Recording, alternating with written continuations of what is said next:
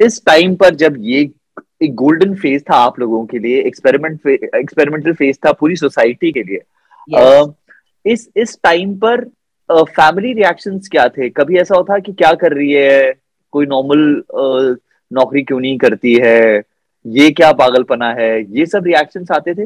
मैं, और जब मैं फैमिली बोलता हूँ, मैं समझ सकता हूँ इमीडिएट फैमिली की तरफ से तो कभी नहीं आएगा, बट ये एक्सटेंडेड फैमिली जो होती है, जो बुआ होती है और जो हमारी पहाड़ में तो खास करके, अरे क्या कर रही है तू, तब है तो यार ये गलत अटक गई यहाँ पर है, तो नॉर्मली टीचर वीचर कुछ बढ़िया काम करो, ऐसा कोई रिएक्शन आया था? आप देखो अभिलाष कि जब वो कॉल लेटर आया, हाँ। एसएसबी देके जब वो कॉल लेटर की इंतजार थी, तो हम्म। उसको आने में 2-3 महीने लगे। हाँ। मैं रोज पोस्ट ऑफिस जाके खड़ी हूँ।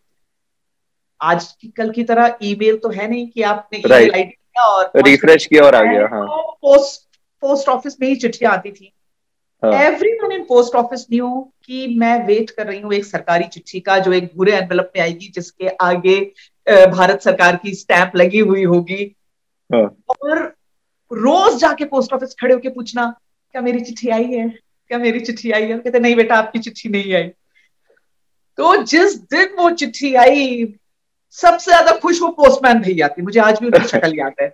वो दूर से ही ऐसे दिखाते हुए आए कि आ गई चिट्ठी, आ आ गई। गए बेटा। बट ये सब इस सब में फैमिली रिएक्शंस क्या थे फैमिली अभी? Reaction was so positive. मतलब हम तो घर में, मेरी 3 सिस्टर्स और माय मदर, हमें तो लगा कि ये पापा की वर्दी घर आई। वाह। और आप कौन से नंबर के थे? आप सबसे छोटे थे या सबसे बड़े थे? मैं बीच वाली हूँ। बीच के, और अच्छा। मैं आपको हाँ। ये बताती हूँ अभिलाष दैट, आपने फैमिली सपोर्ट की बात करी। My elder sister became a doctor. Hmm. She is an MBBS MD. हाँ। She worked in naval hospitals and she वाह। got married to a naval officer. वाह। I came into army, got married to an army officer. My हाँ। younger sister is a serving Air Force officer. आपने तीनों forces okay And कर she लिए। married to an Air Force officer. हमने छोड़ा नहीं कुछ भी। This is beautiful, this is beautiful. और वहां से उसके बाद तक, मुझे याद है उस टाइम पर हमारे पापा जो है जयपुर में थे और राजस्थान बॉर्डर पर जाती थी, और यूनिट्स को एकदम से उठा के सीधे कारगिल फॉरवर्ड कर देते थे वो हाँ लोग। हाँ। और जब भी अगर रिसेस के बीच में या किसी पीरियड के बीच में हमारे पास कॉल आता था कि असेंबली में बुलाया, तो हमें पता लगता था किसी के फादर आज जो है शहीद हो गए, आज बोला जाएगा कि भाई फलाना ढिमका के फादर नहीं रहे। वो फेज था। और पापा बॉर्डर पे थे, और हमारे पास मोबाइल फोन्स वगैरह तो होते नहीं थे वैसे भी, कैंट पर वो नॉर्मल जो फोन होता है उस पर कॉल आते थे कभी कभार। हाँ। But you are there. क्या क्या क्या होता था उस वक्त? क्या था माहौल वहां का? अभिलाष वो माहौल एकदम ना भूतो ना भविष्य थी। हम्म। उससे पहले उससे पहले कभी ऐसा सुना नहीं, देखा नहीं। अ, सुना नहीं ऐसा नहीं बोलूंगी, क्योंकि my father has fought 3 Wars. उन्होंने अपने टाइम हम्म। पर 62, 65 और 71 तीनों लड़ाइयां मेरे फादर ओके। ने हम्म। लड़ी। तो घर में mother had that sentiment in her head. वो उस हम्म। इमोशन से गुजरी हुई थी जब फादर जंग के मैदान में हैं और वो पीछे बच्चों के साथ हैं। लेकिन मेरे लिए तो ये इसका कोई प्रेसिडेंस इससे पहले था नहीं। हम्म। नई चीज। और भले इसके बारे में आप कितना भी सुन लो, जब ये होता है तब आपको समझ में आता है क्या हो रहा है लाइफ मैं पहली लेडी ऑफिसर थी जो वॉलंटियर करके, जो पहली पोस्टिंग थी लॉजिस्टिक्स ऑफिसर की in extreme cold climate and high altitude area. I am the first lady officer from logistics wing of Indian Army to be posted to extreme cold climate and high altitude area. वहां जाना माने how high 12,000 feet and above. में। वाह। My unit was looking after Siachen Glacier also. तो हम्म। जो highest battlefield है इस planet का, उसको लुक आफ्टर करने की जिम्मेदारी मेरे मैं जिस यूनिट में मैं थी उसके ऊपर। और जो एक 12,000 का है, जितने लोग देख रहे हैं और सुन रहे हैं, मैं उनको बता देता हूँ कि 8,000 मीटर से ज्यादा के सिर्फ 14 पीक्स पूरी दुनिया में सिर्फ 14 पीक्स हैं जो 8,000 मीटर से ज्यादा हैं। और आप लोग जहां पर सर्व कर रहे थे वहां तो मतलब ऑक्सीजन लेना भी अपने आप में oxygen oxygen is 50% and less than what right. It is. Plain area में जितना ऑक्सीजन है वहां पर सांस नहीं आती नीचे, उसे हाँ। रैरिफाइड एटमॉस्फेयर कहते हैं। आप सांस लेने के लिए मुंह खोलते हैं लेकिन ऐसा लगता है जैसे गले के अंदर कोई लोहा डाल रहा है गरम गरम, वो सांस नहीं आ रही है। Your chest feels choked, your the temperatures are dipping down -5, -10, -25, और ग्लेशियर में तो -50 तक जाता है टेम्परेचर। और जब वहां पोस्टिंग जाते हैं लोग तो 6 दिन तक आपकी एक्लेमेटाइजेशन होती है, यानी आप 6 दिन तक कोई फिजिकल एक्टिविटी नहीं कर सकते। आप रेस्ट करते हैं और आपकी बॉडी को उस कम ऑक्सीजन का यूज टू होने देते हैं। It is called acclimatisation. और वहां जब मैं 1997 में पहुंची तो मैं अकेली लेडी ऑफिसर थी जहां तक नजर जाती है, क्योंकि मैं तो वो जुनूनी लौट थी जिसने सोचा था कि सिर्फ वर्दी पहनने के लिए फौज में नहीं आए हैं, क्योंकि टाइम तो ये सिर्फ 5 साल है। इसमें मैं how much can I challenge my self. Right. और जैसे मैंने पहले बोला, it was all experimental phase for Indian army. हाँ। और बिल्कुल फौज ने मुझे लेह भेजा, मैं लेह पहुंची और 2 साल में एक प्रोटोटाइप की तरह हर अलग अलग मायने में टेस्ट होती गई, साइकोलॉजिकली, प्रोफेशनली। क्योंकि वहां प्रोफेशनल काम भी बिल्कुल अलग तरीके से होता है, क्योंकि 6 महीने सड़क बंद रहती है, 6 महीने सड़क खुलती है। तो it's a challenge for logistics. Supply chain management का एक अलग नमूना है। और फिर 1999 में जब कारगिल की लड़ाई छिड़ी तो मुझे 2 साल वहां हो चुके थे ले। I was in fact already waiting for my posting. लेकिन लड़ाई शुरू होने के पहले जब हम वहां थे, we knew we are gearing up for something big. वो तैयारियां शुरू हो गई, क्योंकि मैं लॉजिस्टिक्स यूनिट में थी। अच्छा, लॉजिस्टिक्स आप पूछेंगे क्या होता है, तो to everyone who is listening, जब आप किसी भी फौजी को इमेजिन करते हैं तो right from the helmet till shoes, उसका हथियार और उसका बाइनोक्यूलर, उसका रेडियो सेट, उसका नाइट विजन डिवाइस, उसके पेट में खाना और उसको एक जगह से दूसरी जगह ले जाने वाली गाड़ी, उस गाड़ी के अंदर पेट्रोल, उस गाड़ी का टायर, उसकी बैटरी, यानी aircraft to spare to needle, from missiles to Bofors guns to pistol to grenades to mortars to rocket launchers to uniform, खाना बनाने का पतीला, everything is responsibility of logistics. तो ये लड़ाई जब छिड़ी कि पाकिस्तानी अंदर घुस आए, we were taken by surprise. जब पाकिस्तानियों ने हमारे नेशनल हाईवे 1 अल्फा हाईवे पर राइट फायरिंग करनी शुरू की। अब नेशनल हाईवे ऐसा है अभिलाष, श्रीनगर और लेह, इसको जोड़ने वाला जो रोड रूट है वो है नेशनल हाईवे 1 अल्फा। और सिर्फ एक कनेक्टिंग रूट है और कोई कनेक्टिंग रूट नहीं है उसका। बिल्कुल।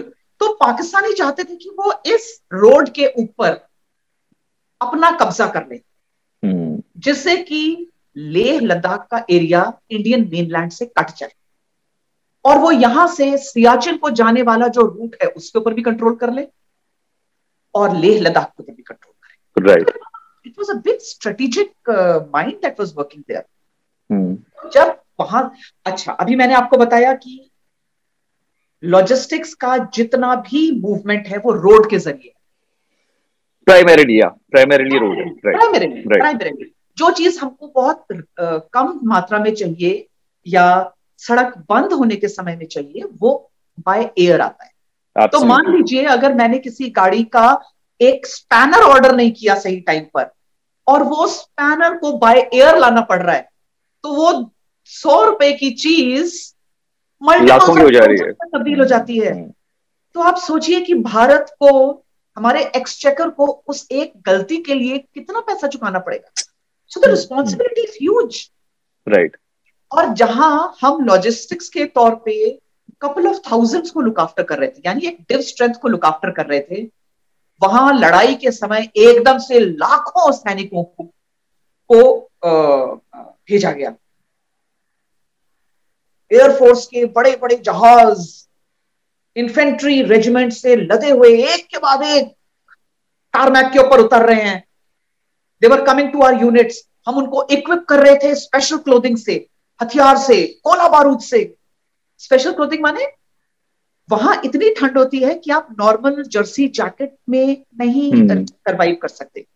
उतनी एक्सट्रीम विंटर के लिए आपको एक्सट्रीम क्लोथिंग चाहिए, नहीं तो दुश्मन से मुकाबला करने से पहले आप वेदर मार लेगा आपको। सही बात है, वेदर की कैजुअलिटी हो जाएगी।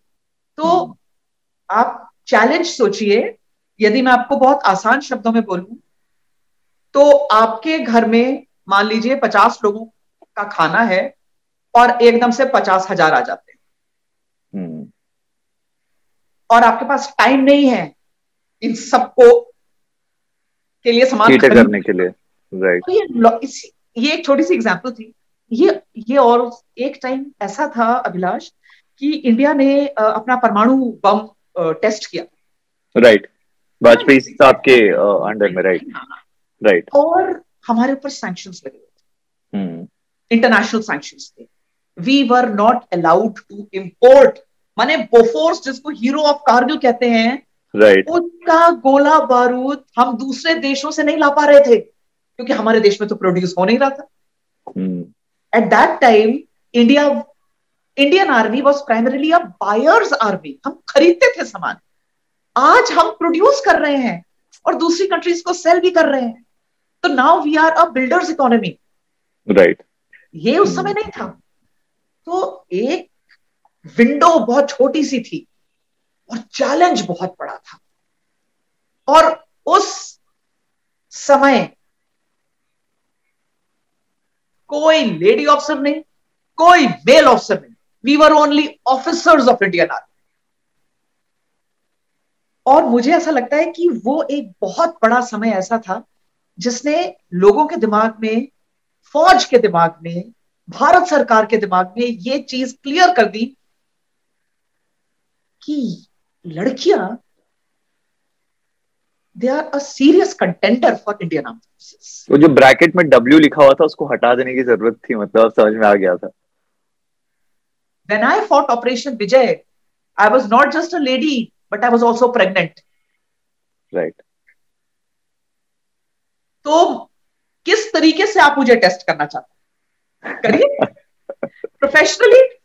तो मैंने कारगिल की लड़ाई में लॉजिस्टिक्स का जो पूरा चैनल था, सप्लाई चेन मैनेजमेंट, और जितना जीत का सहरा इन्फेंट्री ऑफिसर के सिर बनता है उतना उस लॉजिस्टिक्स के सिर में भी बंधता है वो सहरा जो उस सोल्जर के बंदूक में वो गोली जब वो आंख में आंख डालकर दुश्मन के सामने बैठा है उसे कोई कमी नहीं होने दे रहे। राइट।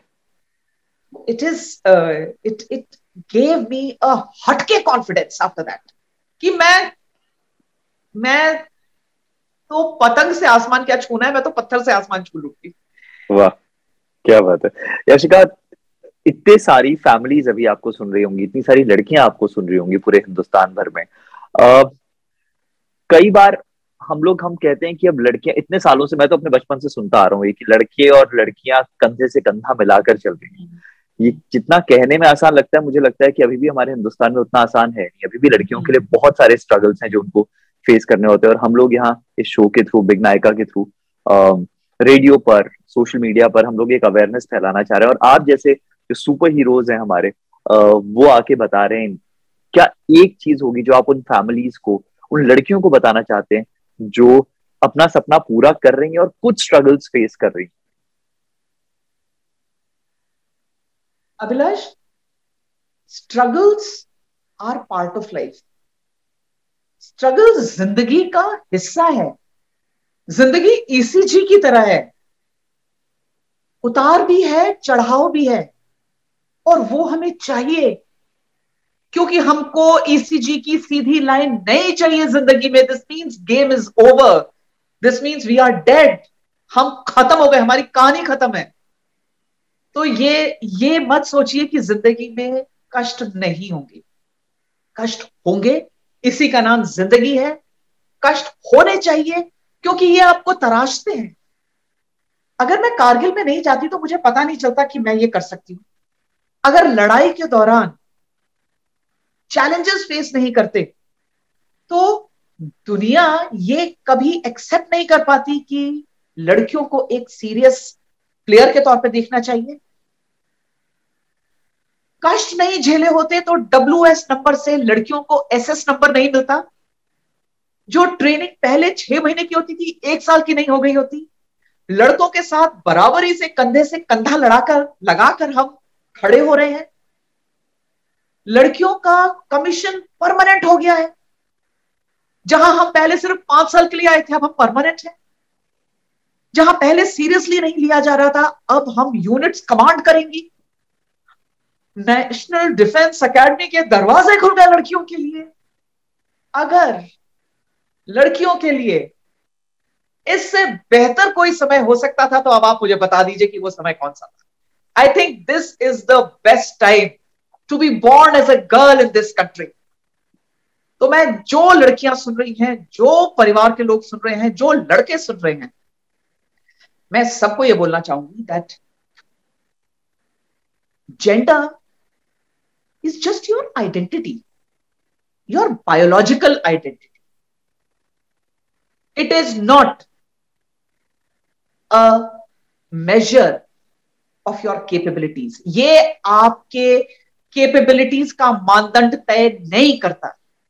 तो अगर आपने सोचा है कि आपको कुछ बनना है तो उसके बारे में पूरी इंफॉर्मेशन इकट्ठी करो। मोबाइल में इंस्टाग्राम की रील्स पे रील्स देखने की बजाय दिशा में अपनी जिंदगी को बनाना चाहते हैं उसके बारे में नॉलेज हासिल करें, उसके लिए खुद को तैयार करें। ये टाइम है जिंदगी में आपका अपने टूल्स को शार्पन करने का, और आगे बढ़िए। और मैं तो अपने इंस्टाग्राम पेज पे और मेरा एक यूट्यूब चैनल है शौर्य टेल्स, जिसमें मैं बहादुरों की कहानियां सुनाती हूँ। मैं हमेशा एक चीज कहती हूँ, और मैं बहुत काम कर रही हूं on women military training and periods, कि जिस चीज को समझा जाता है कि लड़कियों के लिए ये कमजोरी भरे 5 दिन हैं, नहीं, सिर्फ लड़कियों को आप सही प्रोडक्ट्स दीजिए। तो आज जो कंपनीज कई तरीके के प्रोडक्ट्स बनाती हैं, मेंस्ट्रुअल कप्स बनाती हैं, टैम्पॉन्स बनाती हैं, जरूरी है कि आप आगे आएं और लड़कियों को सिर्फ एक चीज कहें कि बेटा तुम्हारा काम है मेहनत करना, तुम्हारे पंख हैं, तुम उड़ान लो, और बाकी सब चिंता उन लोगों पे छोड़ दो जिनकी ये रिस्पॉन्सिबिलिटी है तुम्हें सही प्रोडक्ट प्रोवाइड करें। अकेडमी में swimming is a mandatory test. जब हम अकेडमी में थे तो जब स्विमिंग सिखाई जाती थी और हमें पीरियड्स हो रहे हैं तो हम बाहर बैठे। स्विमिंग नहीं सीख पाए तो आप अकेडमी में पास नहीं कर सकते, आपको रिपीट करना पड़ता है। लेकिन आज वो सीन नहीं है। There are so many things available. Menstrual cups are such a boon, वरदान है कि आप 6 से 8 घंटे, चाहे आप फौज की ट्रेनिंग कर रहे हैं, 40 किलोमीटर दौड़ रहे हैं, 20 kg का बैटल लोड लगाकर, राइफल हाथ में, भारी जूते, और अगर आपको पीरियड्स हो रहे हैं तो लड़की कह रही है मैं तो तैयार हूं आगे भागने के लिए, मुझे प्रोडक्ट तो ठीक, मदद करो मेरी, क्योंकि लड़ तो मैं जाऊंगी जिंदगी से, दुनिया से, लेकिन तुम्हारा काम है सही प्रोडक्ट बनाना, you give me that. So I really want people to make efforts, आगे आए। मैं तो इस चीज के लिए बहुत आवाज उठा रही हूं और चाहती हूं कि हम वो सब कुछ करें जो कॉन्वर्सेशन अराउंड पीरियड्स को नॉर्मलाइज करता है। राइट। और वही तब जबकि ऑस्कर्स में हम लोगों की एक शॉर्ट फिल्म पीरियड्स के ऊपर ही 2 साल 3 साल पहले जीत कर आई। हाँ, देखिए नेशनल डिफेंस एकेडमी में जब लड़कियां जा रही हैं तो they are very young girls. 12वीं के बाद अभी तो उनका बॉडी क्लॉक सेट ही नहीं हुआ है। सिपाही के तौर पे लड़कियां भर्ती हो रही हैं फौज में जो सिर्फ 17-17 साल की हैं। तो बहुत जरूरी है कि हम लोग सिर्फ शाबाशी ना दें, रिस्पॉन्सिबिलिटी उठाएं। Right. And I am sure ये कॉन्वर्जेशंस बहुत मदद करेंगे। यही मेरे को लगता है हर एक चीज की शुरुआत बातचीत से होती है, कॉन्वर्जेशन से होती है। ये कॉन्वर्जेशन मेरे लिए बहुत इंटरेस्टिंग था। मैं यूजुअली बहुत बोलता हूँ, आज मैं सुन रहा था जो it's a rarity, but it is lovely talking to you. Thank you so much. कोई भी ऐसी चीज जिसके बारे में आपको लगता है कि आप हमारे रेडियो स्टेशन पर आ सकते हैं, हम लोग किसी तरीके से आपके साथ मिलकर किसी चीज पर बात कर सकते हैं, आप प्लीज हमें बताइएगा। And keep up the good work Yashika. Thank you so much for talking to us. Thank you so much Abhilash. मेरे साथ एक बार जोर से बोलिए, जय हिंद। जय हिंद। बाय। Thank you.